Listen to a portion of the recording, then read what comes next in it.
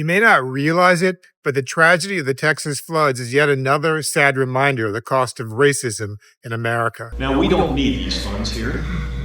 We've done just fine. And we'll get by without them.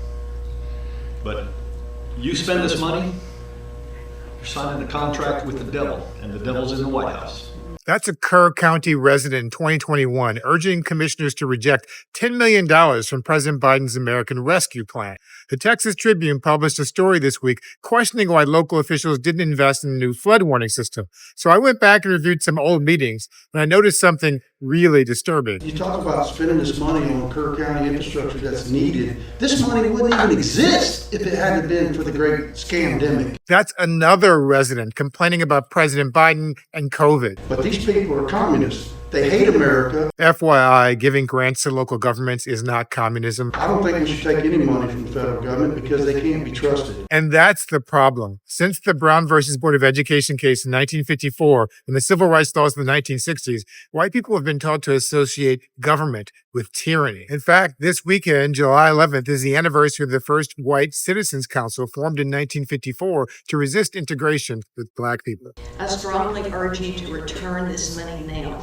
Perhaps the most feared statement in any situation is, I'm from the government and I'm here to help. But where did she get that from? 9 most terrifying words in the English language are, I'm from the government and I'm here to help. Reagan ushered in an anti-government era that allowed white policymakers to disguise their bigotry behind their budgets. You start out in 1954 by saying by 1968 you can't say that hurts your backfire, so you say stuff like force busing, states' rights and all that stuff.